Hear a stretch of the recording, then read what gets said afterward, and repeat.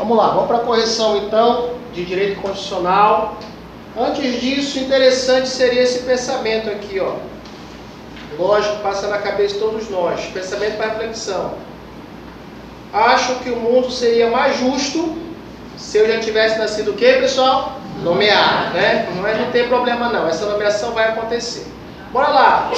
Questão de número 1, ela trata sobre a inviolabilidade. Inviolabilidade do domicílio. É uma questão constante. Calma. É uma questão recorrente na banca, né? E aí, vamos lá. A questão número 1 diz assim. Vai ler todo mundo, só passa quem lê, só lê quem passa. 1, 2, 3, vamos lá. A casa é asilo inviolável do indivíduo, de modo que ninguém pode nela penetrar sem o consentimento do morador, salvo por determinação judicial. Nessas circunstâncias, a entrada poderá ocorrer em qualquer horário. Certo, errado? Certo, errado? Muito bem, mas nós estamos no naipe de entender o que está errado aí. Vamos analisar. Acompanhe aí no artigo 5º, por favor, no artigo 5º do material de vocês, tá? Olha só, artigo 5º, inciso de número... Deixa eu ver aqui se eu trouxe o inciso. Deixa eu ver aqui. Artigo 5º, inciso de número... Deixa eu raciocinar aqui, ver se você me ajuda aí no artigo 5º. Acho que é o inciso 11. Muito bem, obrigado. Valeu, 11. Meus assessores, estamos aqui na Cidade Nova, da melhor equipe de nível superior que vai passar na SUSIP. Então, bora lá. É possível a qualquer horário. Olha esse macete. Aquele que entra a qualquer horário no nosso domicílio é um cara filho da P. Tá? É um cara filho da P. Então, o macete para nós entendermos que a qualquer horário pode entrar. 1, 2, 3, vamos lá. O que é o C, pessoal? Com consentimento do morador. F, flagrante delito. D, desastre. E P, prestação de socorro. Então nunca esqueça, a qualquer horário pode entrar nessas circunstâncias, com consentimento do morador, a qualquer horário, flagrante delito, a qualquer horário, desastre, a qualquer horário e prestação de socorro, a qualquer horário. Agora a questão de concurso. E quando for com determinação judicial, qual será o horário que pode entrar, pessoal? Durante o dia, muito bem, durante o dia, como diz aí no artigo 5º, inciso 11, tá? Professor, mas o dia é de que horas até que horas? Isso aí, não se preocupe, porque a Constituição não trouxe, isso varia muito de região para região, tá? O importante é você saber durante o dia. A menina falou, professor, mas sou uma menina romântica, então anote aí, da aurora ao crepúsculo, tá? Mas de qualquer maneira é durante o que, pessoal? O dia. Então, o que estava errado na questão? Então, nunca esqueça, só para deixar bem claro, por determinação judicial somente durante o que, pessoal? O dia. Bora ver o que estava errado na questão, só recapitulando aqui. Vamos ver aqui. A casa é asilo inviolável, de modo que ninguém pode penetrar, sem o morador, salvo por determinação judicial. Até aqui, pessoal, até aqui, tá certo ou tá errado? Certo. Perfeito. Agora, olha, nessa circunstância, a entrada poderá ocorrer em qualquer horário. Errado, porque nós sabemos que com determinação judicial somente durante o quê, pessoal? O dia. Somente durante o dia, tá? Muito bem. Vamos lá, questão de número 2. Número 2, diz assim, ninguém pode ser compelido, ou seja, ninguém pode ser obrigado a associar-se ou a permanecer associado, salvo no caso das agremiações sindicais. E aí, futuros servidores da SUSIP de nível superior, certo, errado? Certo, errado? Muito bem, é errado. Por que está errado? A Constituição diz que ninguém é obrigado a se associar ou manter-se associado. E não traz nenhum tipo de exceção nesse contexto, tá? Então, você não é obrigado a se associar, nem a se sindicalizar, ninguém é obrigado. Então, esse finalzinho aqui, ele trouxe para lhe enganar. Olha o segredo, eu tenho mais alguma coisa para lhe falar sobre associação. Qual é, professor? É a seguinte, preste atenção. Falou em liberdade de associação, nunca esqueça. 3 palavras que você tem que gravar sobre liberdade de associação. Se quiser copiar, dá para copiar. Qual é, professor? a associação, se ela for para fins lícitos. Então você resolveu abrir uma associação para fins lícitos. Detalhe, em regra, a liberdade de associação ela é plena se ela for para fins lícitos e é proibida, é vedada a associação de caráter paramilitar.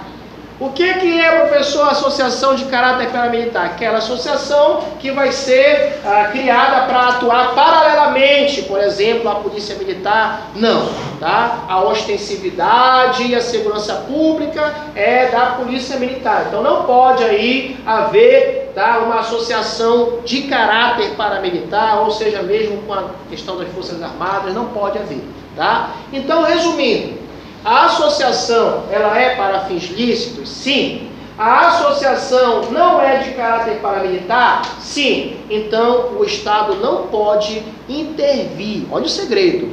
O Estado não pode intervir na criação desta associação. Agora, a questão de concurso. E no que se refere à suspensão ou à dissolução dessa associação, o Estado pode ou não pode intervir? O que vocês acham? Em relação à dissolução ou à suspensão dessa associação, o Estado pode ou não pode intervir? Pode. Só que tem um segredo. Em um desses, vai intervir somente com uma sentença judicial. E no outro, tem que ser uma sentença judicial transitada em julgado. E aí? Qual será que é suspensão e qual será que é dissolução? A só sentença simples ou a sentença transitada de julgado? O que você acha que é mais grave? Suspender as atividades da associação ou dissolver as atividades da associação? Dissolver. Então, por isso, por ser mais grave, a ideia é que para dissolver precisa de uma decisão judicial transitada em julgado. Então, anote essa informação que é importante para vocês, tá? Anote aí, porque isso é interessante e eventualmente pode cair na tua prova. Ó. E para suspender ou dissolver suas atividades, somente por decisão judicial. Tá? Somente por decisão judicial. Agora nunca esqueça, sendo que para dissolver tem que ser uma decisão que exige o trânsito em julgado da decisão.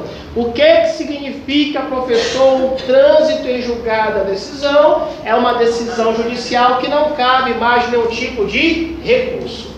Então, resumindo a ópera para a sua prova, no que se refere à liberdade de associação, lembre-se, a regra ela é plena, a liberdade de associação. Contanto que para sua criação tem que ter fins lícitos e não pode ter caráter paramilitar. Ninguém é obrigado a se associar ou manter-se associado. E a outra peculiaridade é, a associação, por exemplo, inicialmente ela pode ter fins lícitos, mas lá pelo meio ela pode passar a ter fins ilícitos, um exemplo hipotético. Nesse contexto, o Estado ele vai intervir. Ele poderá intervir suspendendo as suas atividades ou dissolvendo. Observamos que o que é mais grave é a suspensão ou a dissolução, pessoal? A dissolução. Então, por isso que na dissolução é que vai necessitar do que, pessoal? Do trânsito em julgado da decisão. Tá certo até aí? Tranquilos? Então vamos lá, caminhando. Vamos lá, próxima questão. Muito bem, vocês estão acertando tudo. Questão número 3, a parte azul. 1, 2, 3, só passa quem fala. 1, 2, 3, só fala quem passa. Vamos lá, pessoal. A única forma de censura permitida no Brasil é a que envolve espetáculos teatrais, especialmente os voltados para o público infanto-juvenil e os livros didáticos a serem utilizados no ensino fundamental. Leiam e releiam e me digam se está certo ou se está errado. Errado, muito bem, que turma maravilhosa. Está o quê? Errado. Porque, nunca esqueça, no Brasil não é permitida a censura. Cuidado! Aquela questão que tem de classificação de idade, que às vezes aparece na televisão, ou tem no cinema, isso não é censura. Censura foi o que aconteceu na nossa história, no passado, em que todos os jornais, os vídeos, tudo passava pela censura para depois ser vinculado. No Brasil não é permitida a censura, tá? Então, essas situações aqui não é censura. Então, nunca esqueça, se a banca trouxe a ideia, esse caso X, esse caso Y, esse caso Z é censura, no Brasil não é permitido a censura. Vejamos isso aí na Constituição, no artigo 5º, no inciso 9. Marca no seu material, artigo 5º da Constituição Federal de 88, inciso 9, que está lá no finalzinho do nosso material. 1, 2, 3, só passa quem lê. 1, 2, 3, só lê quem passa. Vamos lá, pessoal? É livre a expressão da atividade intelectual, artística, científica e de comunicação, independentemente de censura ou licença. Então, marque esse finalzinho, tá? Independentemente de censura ou licença. Tá certo? Vamos lá. Questão de número 4. Só lê quem passa, só passa quem lê. 1, 2, 3, vamos lá? É livre a manifestação do pensamento, sendo permitido, inclusive, o anonimato. Certo, errado? Errado. Certo, errado? Errado. Calma. Se tivermos que errar, vamos errar aqui para acertar na prova. A Constituição ela é muito clara, pessoal. Vamos já ler. Vai lá no material de vocês. Está errado. Vamos lá aqui, ó. Inciso 4 do artigo 5º. A Constituição diz que é livre, sim, a manifestação do pensamento, mas sendo proibido, sendo vedado o anonimato. Está no artigo 5º, inciso 4. Marque aí. É forte para cair na tua prova isso. É proibido, é vedado o anonimato. Por quê, professor? Não sei se você lembra, vou citar um exemplo rápido aqui. Você lembra quando existia aquela manifestação de rua, que existia os tal dos black blocs, lembram? Que eles vedavam as suas faces e iam lá, às vezes depredavam bens públicos, bens privados, não é isso? Quem ia ser punido? Quem ia ser responsabilizado? Ninguém. A partir do momento que eles começaram a ser detidos, foram levados à presença do Poder Judiciário, o que acontece? O primeiro argumento que se usou foi o quê? Ei, pera lá, mas é livre a manifestação do pensamento. É livre, mas olha o que diz o final, pessoal, é o quê? Vedado o anonimato. Então, por essa razão, tá? Não é possível o anonimato no Brasil. Tá? Pergunta de concurso público, principalmente para quem é da carreira policial. E as denúncias anônimas? Eu posso dizer que pelo fato de ser vedado o anonimato, não é permitido no Brasil a denúncia anônima. Certo, errado? Certo, errado? Errado. Muito bem. Por quê, professor? Porque não esqueça o seguinte. Quando é feita uma denúncia anônima, por exemplo, o delegado ele não vai instaurar um inquérito de imediato. Não. A denúncia anônima serve para começar as investigações. E aí o delegado começando as investigações, ele encontrando indícios de autoria e materialidade da infração penal, aí sim ele vai instaurar um inquérito. Então no Brasil é permitido sim a denúncia anônima. Agora, um segredo. Então, se cair na tua prova, não é permitida a denúncia anônima, é errado, se Constituição, mentira, é permitida. Agora, olha só uma outra pegada que a banca pode trazer. Então, já que é permitida a denúncia anônima, é correto afirmar que o delegado poderá, somente com a denúncia anônima, instaurar um inquérito. O que você acha? Só ligar, ele ouve, atende o telefone e já vai instaurar um inquérito somente com a denúncia anônima. Certo? Errado? Errado. Agora só tem uma exceção que a banca pode trazer. Qual é, professor? É se por um acaso essa denúncia anônima, esse chamado documento anônimo, que também tem o nome de documento apócrifo, documentos apócrifos ou documentos anônimos, a não ser que esse documento já seja corpo de delito do inquérito. Vou dar um exemplo rápido. Um bilhete de sequestro. Ela fala, olha, fulano foi sequestrado. Aquele bilhete, em regra, é anônimo. Ou então, tu acha que o cara vai mandar o bilhete e falar, sou eu. Claro que não. Geralmente é anônimo. Este bilhete já pode ser usado no inquérito, já pode instaurar o inquérito. Então, por que eu estou te falando isso? Por causa daquelas situações da banca. Todos, sem exceção. Não, calma lá, vamos analisar. Tá? Se colocar assim, em hipótese nenhuma, uma denúncia anônima poderá instaurar um inquérito, está errado, em hipótese nenhuma, porque no bilhete anônimo de um sequestro, por exemplo, é possível instaurar só com bilhete anônimo. Então, cuidado com aquelas situações que envolvem todos, sem exceção, tá? Muito bem, tranquilos até aqui. Bora lá. A próxima questão é a questão de número 5. 1, 2, 3, todo mundo lendo, vamos lá, 1, 2, 3, vamos lá. O direito à vida, à liberdade, à igualdade, à segurança e à propriedade é assegurado a todos os brasileiros sem distinção, mas existem ressalvas quanto a essa garantia para os estrangeiros residentes no país. Certo, errado? Certo, errado? Errado, muito bem, errado. Por quê, professor? Porque não existe, mas existe ressalva aos estrangeiros residentes no país? Não. Leiamos o que diz o artigo 5º do seu material. O artigo 5º, lá em cima do seu material. O que ele diz? 1, 2, 3, o artigo 5º. Vamos lá, 1, 2, 3, vamos lá. É assegurado.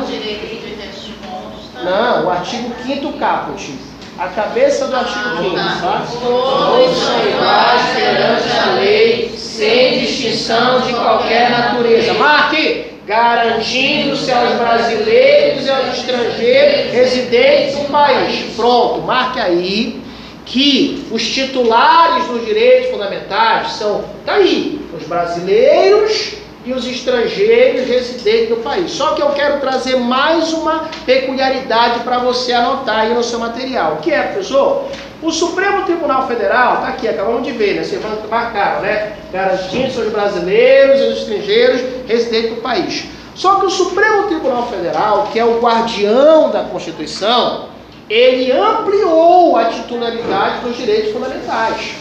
Porque para pensar, se tiver um estrangeiro de férias no Brasil, por aqui, nós iríamos entender que ele não tem direitos fundamentais garantidos. Isso não é verdade. Então, o Supremo Tribunal Federal estendeu para alguns mais que têm direito fundamental garantido. Então, tem direito fundamental garantido os brasileiros, os estrangeiros residentes no país e quem mais? Vamos lá? Dita aí, Valnei. Vamos lá, vou ditar então. Anote aí quem mais. São mais 3 que tem aí. Vamos lá. Anote. A pessoa jurídica, no que for possível, nunca esqueça, a pessoa jurídica também tem direito fundamentais garantidos, tá? Então, a pessoa jurídica também possui direitos fundamentais garantidos. Quem mais, professor? Anote aí. O estrangeiro em trânsito no país. O estrangeiro em trânsito no país. O rapaz perguntou, professor, e se eu não tiver habilitação? Não, não é no trânsito do país. É o estrangeiro o quê, pessoal? Em trânsito no país. Aquele que está de férias, aquele estrangeiro que está fazendo uma pós-graduação, mestrado, ele está no país. Mesmo de forma ilegal, ele vai ter direitos fundamentais garantidos. E por fim, coloque aí o embrião no ventre materno. O embrião no ventre materno também possui direitos fundamentais garantidos. O embrião no ventre materno. Pergunta de concurso. E os animais? Possuem ou não possuem direitos fundamentais garantidos? Certo, errado? Certo, errado? Errado. Muito bem. Por quê? Os animais não são titulares de direitos fundamentais. Cuidado, hein? Os animais são protegidos pela Constituição. Outra coisa. Ser protegido é uma coisa. Agora, ser titular de direito fundamental é outra. Só para te dar um exemplo, a gente vai aprender durante o curso aqui que o direito de herança é um direito fundamental garantido. Mas eu posso deixar, por exemplo, a minha herança para o meu cachorro, para o meu gato? Pode, pessoal? Não. Por quê? Porque ele não tem direito fundamental garantido. Os animais não possuem direitos fundamentais. Eles são protegidos pelas leis, pela Constituição, tá? Muito bem. Fechado até aí, tranquilo. Vamos lá. Questão de número 6, 1, 2, 3. Vamos lá, 1, 2, 3, lendo. No caso de iminente perigo público, a autoridade competente poderá usar de propriedade particular, assegurada a proprietário indenização ulterior, independentemente da existência de dano. Certo? Errado? Errado. Por que errado? Porque isso aqui, tá? Coloque do lado do seu material essa informação, que isso aqui é a chamada requisição administrativa. Coloque esse tema aí do lado, tá? É a chamada requisição administrativa. É a chamada requisição administrativa. Deus o livre e guarde, você está dirigindo seu carro para um sinal, chega a polícia perseguindo o meliante, pede o teu carro, você vai ter que liberar o carro para ele perseguir quem ele tem que perseguir. Agora o detalhe é, de repente o Estado vai te indenizar se tiver dano posterior, mas se não houver ulterior, mesma coisa que posterior, tá? Se não houver dano, você não será indenizado. Outro exemplo, está tocando fogo do lado da tua casa, tá? E aí de repente o bombeiro, você não está em casa, o bombeiro teve que invadir a sua casa justamente para poder apagar o fogo lá do vizinho, da vizinha, certo? E aí ao entrar na sua casa, o que vai acontecer? Se o bombeiro não quebrou nada, ele não tem por que te pagar indenização por dano material, dano moral, não. Agora, se ele quebrar, se ele violar, ou seja, se tiver dano posterior, que é a mesma coisa que ulterior, aí sim é que vai ter que ressarcir para você, tá? Então, marque lá no artigo 5º, por favor, no seu material. Então, isso aqui está errado, tá? Marque lá no artigo 5º no seu material, o inciso 25. Marque no artigo 5º, o inciso 25 no seu material. 1, 2, 3, vamos ler junto. 1, 2, 3, vamos lá. No caso de iminente perigo público, a autoridade competente poderá usar de propriedade particular, assegurada a proprietário indenização ulterior. Coloque o tracinho aí, que é a mesma coisa que posterior, porque se houver dano. Então nunca esqueça que não é sempre o independente, não. Tem que ter dano, porque se não tiver dano, o Estado não vai intervir. Por quê? Porque o Estado fez a chamada requisição administrativa, como eu ensinei para vocês. Tá certo? Tranquilos até aí? Então vamos lá. Próxima questão. Questão de número 7. 1, 2, 3, todo mundo lendo, vamos lá. No Brasil está garantida a liberdade do exercício de culto religioso, uma vez que é inviolável a liberdade de consciência e de crença. Certo, errado? Certo, perfeito. Agora vamos lá no artigo 5º, que eu quero trazer uma peculiaridade para vocês aqui, que a banca pode trabalhar essa peculiaridade, hein? Vamos lá? No artigo 5º, inciso 6. Tá? Inciso 6. 1, 2, 3, todo mundo lendo, vamos lá? É inviolável a liberdade de consciência e de crença, sendo assegurado o livre exercício dos cultos religiosos e garantida na forma da lei a proteção aos locais de culto e suas liturgias. Lendo isso aqui, eu posso falar então, olha lá, podem olhar aqui na tela, posso dizer que é inviolável a liberdade de consciência e de crença, sendo assegurado o livre exercício do culto religioso e garantida de forma plena os locais de culto e suas liturgias. Certo? Errado? Errado. Por quê, professor? Não é de forma plena. Aqui fala o quê? Na forma o quê, pessoal? Da lei. Olha como é que é interessante. Não é que a liberdade de consciência ou a liberdade de crença vai ser impedida, não é. Ele está falando sobre os locais de culto e suas liturgias. Vai ter que obedecer o quê, pessoal? A lei. Por exemplo, tem municípios que traz a questão do horário para ter o silêncio.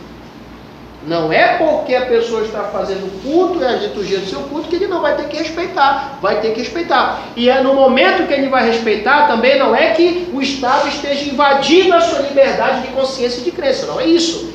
É possível sim a liberdade de consciência e de crença, mas nunca esqueça. que tem que obedecer à lei, os cultos religiosos e também a questão dos locais de cultos, tá? E a sua liturgia tem que estar de acordo com o que, pessoal? Na forma da lei. Cuidado, tá? Cuidado.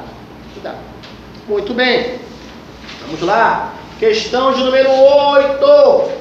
1, 2, 3. Todo mundo lendo. Vamos lá? Ninguém será privado de direitos por motivo de crença religiosa ou de convicção filosófica ou política, salvo se as invocar para eximir-se de obrigação legal a todos imposta e recusar-se a cumprir prestação alternativa fixada em lei. Certo ou errado, pessoal? Certo, perfeito. Leiamos aí no artigo 5º do seu material, onde fala o inciso 6. Então vamos ler porque é ipsilidem o que trata, aliás, o 6... Não é o 6, deixa eu ver aqui rapidamente. É o 8, né? Acabei não trazendo aqui, mas vamos me ajudar aí. 1, 2, 3, a gente vai ler juntos o inciso 8. 1, 2, 3, vamos lá, pessoal? Ninguém será privado de direitos por motivo de crença religiosa ou de convicção filosófica ou política, salvo se as invocar para eximir-se de obrigação legal a todos imposta e recusar-se a cumprir prestação alternativa fixada em lei. Olhe para mim que eu vou dar um exemplo rápido sobre isso. Digamos que eu, vou servir, fui chamado para servir o serviço militar obrigatório. Ok? É uma obrigação imposta a todos. Só que por motivo de convicção religiosa, ou filosófica, ou política, como diz aí no inciso 8, eu digo, olha, eu não quero servir. Eu não quero servir. Perfeito, vai ser me dada uma prestação alternativa. Eu posso, por exemplo, um exemplo hipotético, eu posso ser professor e me orientar lá para o Exército, Marinha Náutica, me colocar para ministrar aula 2 vezes no mês, em determinado lugar, ok, é uma chamada prestação alternativa. Agora, eu não posso deixar de cumprir essa prestação alternativa, tá certo? Então, é essa situação que trouxe aí no inciso 8. Muito bem. Questão 9, 1, 2, 3, vamos lá, pessoal. O direito de propriedade não está abrangido pelos direitos fundamentais. Certo ou errado? Errado. Por quê, professor? Porque a Constituição trouxe, sim, o direito de propriedade. Só que eu quero que você grave que, junto ao direito de propriedade, a Constituição diz que a propriedade deve cumprir com a sua função social. Então, nunca esqueça. A propriedade ela deve cumprir com a sua função social. Olha aí, vamos ver o que diz na sua lei, aí no inciso 22 e o 23 do artigo 5º. Marque aí o inciso 22 e 23 do artigo 5º. 1, 2, 3, o 22, vamos lá, pessoal? É garantido o direito de propriedade. No inciso 23, a propriedade atenderá à sua função social. Então veja bem, preste bem atenção. Eu posso ter a propriedade, claro, é um direito fundamental, mas eu tenho que garantir, eu tenho que cumprir com a função social da propriedade. Por exemplo, se eu tenho um terreno e não cuido dele, tenho um terreno, comprei e vou para os Estados Unidos, esse terreno lá de qualquer jeito, baldio, de qualquer situação. O que acontece? Pode aparecer um Mickey, e começar a cuidar do terreno. O Mickey começa a cuidar. E se passar um certo tempo, esse Mickey pode, inclusive, lá na frente, entrar com uma ação judicial, não sei se você ouviu falar, chamado de uso capião, e ele vai ficar com aquele terreno. Por quê? Porque ele deu função social para a propriedade que o antigo proprietário não tinha dado. Então, não basta ter a propriedade, tem que cumprir com a sua função social. E ainda tem mais. Às vezes, você pode ter a sua propriedade, cumprir com a função social, mas um dia o Estado pode precisar da sua propriedade. E, infelizmente, você vai ser desapropriado. Tudo bem que você vai ser indenizado e tal, mas pode acontecer. Então, recapitulando. Todos estivermos falando em direitos fundamentais, nunca esqueça, a regra eles não são absolutos. Os direitos fundamentais, em regra, eles são relativos. Tá? Em regra, a gente consegue relativizar os direitos fundamentais. Por exemplo, a vida. Eu posso dizer que o direito fundamental à vida é absoluto? Certo ou errado? Errado. A gente vai aprender lá na frente que a vida é possível no Brasil a pena de morte em tempo de guerra declarada. Então a vida não é absoluta. A propriedade, eu acabei de falar, é um direito fundamental? Mas não é absoluto. Se você não cuidar, você pode perder. E mesmo cuidando, o Estado pode desapropriar se precisar. Último exemplo, liberdade. Eu posso dizer que nunca eu vou ser preso, ou alguém falar nunca vai ser preso? Posso, pessoal? Não. Quem é casado já sabe, igual eu, já sabe como é essa situação. Os homens casados. Nessa sala aqui vocês não estão sabendo, só tem eu aqui nessa situação. O cara é preso. Tá? Então, qualquer um de nós pode ser preso numa prisão em flagrante, ou mesmo uma prisão temporária, prisão preventiva. Tá certo? Então, mais uma vez, a liberdade não é absoluta. Agora eu quero trazer uma peculiaridade para vocês da SUSIP. Qual, professor? Abra o artigo 5º, inciso 3 da Constituição Federal. Porque, além de professor de constitucional, também sou professor de direitos humanos, na loja do concurseiro por Solagem, que mais cresce no Brasil. Visite o nosso site lá.